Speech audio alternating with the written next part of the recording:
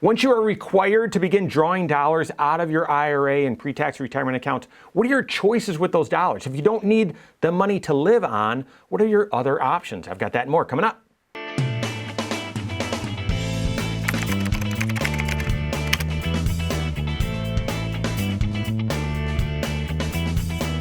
My name is Mike Bernard. I'm the host of the Wise Money Show. I'm also one of the certified financial planners right here at Korhorn Financial Group. Make sure you hit that subscribe button, turn on notifications, and smash that thumbs up button. We're into video 3 of our mini series here on required minimum distributions. Yes, some of the basics. What is RMD?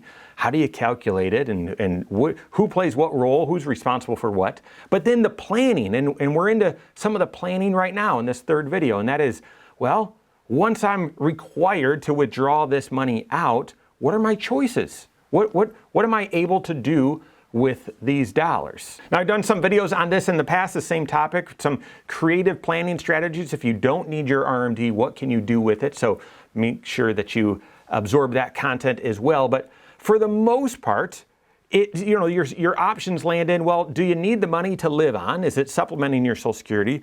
Or do you not need it? Is it sort of unnecessary? It's a requirement, so you got to do it, but you don't really need the money to live on. And if you were to ask me, hey, what's your professional opinion? I don't know the official statistics on this, but I bet somewhere around 50 to 60% of people that are required to withdraw money from their IRA actually need it to supplement their income, to supplement their Social Security. And so that's great. And so if that's you, wonderful. And just know that might just be for this season. It might not be permanent. So what I mean by that is out there in retirement, you've kissed that paycheck goodbye, you're drawing Social Security, maybe you've got a little bit other income, pension or whatever, but then you need to supplement your Social Security with other sources of income with withdrawals from your retirement accounts.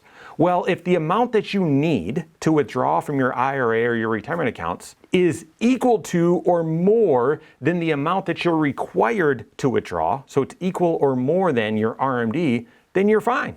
Then you just withdraw that amount out that you need to, or need to for your lifestyle. Whether you're doing that monthly or quarterly or in chunks or once a year, make sure that it's more than enough or is equal to the amount of required minimum distribution. That money lands in the checking account, you spend it as you need to, and you're fine. But what about the other 50% or 40% or whatever that number is, where, yeah, I guess I could take the money out and throw it in the checking account, but I don't really need to spend it. I've got enough income coming in, or my lifestyle's reached a point where I don't really need this extra money to live on.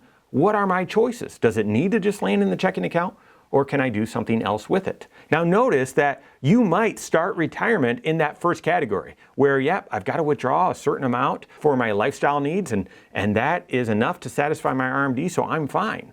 But then retirement spending often goes in the kind of go-go, young and healthy and want to explore the world stage. Then the slow go, yeah, I've seen most of the world, or at least the parts that I want to see, want to settle down a little bit more.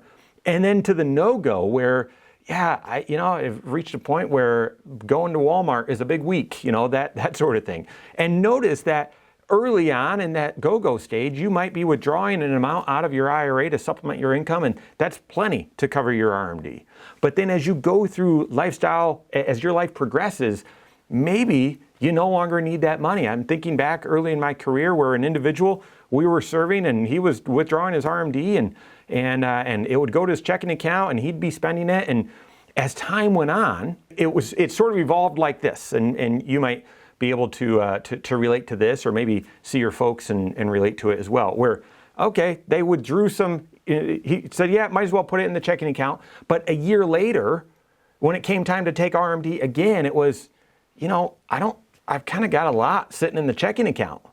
Does this need to land here, or is there something else I should be doing with this? Because the amount you sent me last year, that's still sitting in the checking account as well. Yes, there is more there's more that you can do with your RMD than just throwing it in the checking account. And for most people, there's lots of options, but for most people, the most common next idea is, well, I don't need this money to live on, but I don't just want to have it sit in the checking account where it's not earning any interest. Where can I reinvest these dollars so that they're still growing for the long term, or to help me build wealth that the kids or family will eventually inherit.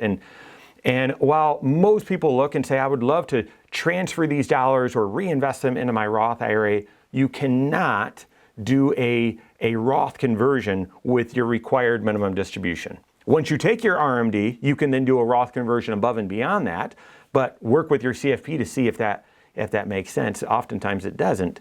But you can't reinvest your RMD into a Roth IRA, okay? You could reinvest your RMD. It's got to come out of your pre-tax retirement account. You could just reinvest it into an individual investment account or a joint investment account. Make sure that you have a transfer on death, or TOD, attached to each of those, so that these dollars continue to pass directly to your heirs when you pass away, and avoid probate and all that sort of stuff. But if you are in this situation where you don't need your RMD and you want to reinvest it, opening up or having open an individual investment account, joint if you're married, with that TOD is a way where you can draw the required amount out of your IRA, withhold the appropriate amount of taxes, and then the net amount will land in that individual or joint account and can be reinvested or invested, in any types of investment really that you'd prefer.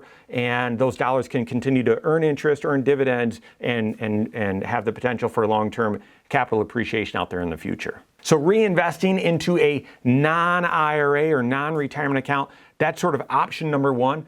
Option number two, getting into more of the creative planning, is using those dollars, those required minimum distribution dollars, for your charitable giving.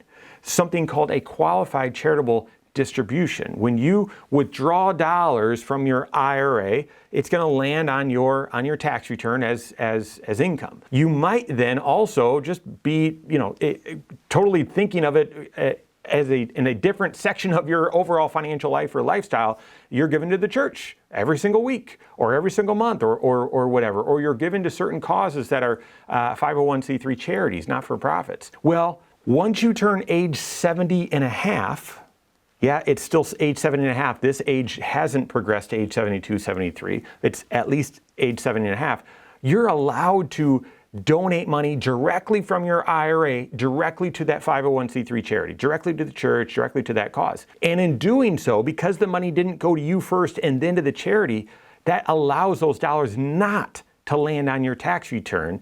Instead, they go directly to the charity. The charity then receives those dollars, and it's not taxable to you. The unique thing about this is, even though they allow this unique tax rule, this qualified charitable distribution, you can actually use use qualified charitable distributions to satisfy your required minimum distribution. So if you are at required minimum distribution age, or age 7.5, and you're giving to a charity, consider doing a qualified charitable distribution. A final option, or another option that I'll just mention here, if you don't need that required minimum distribution and you don't just want it landing in your checking account, you could use it for giving.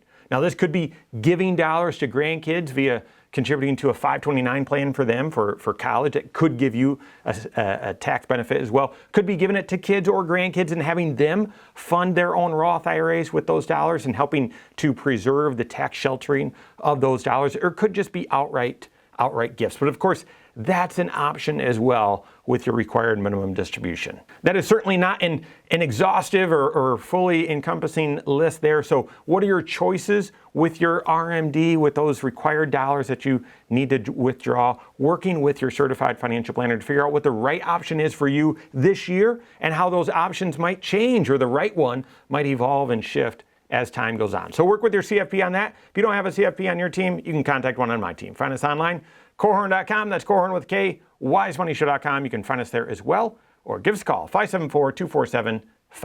All right, there you have it. Go out and take your next wise step in your financial life.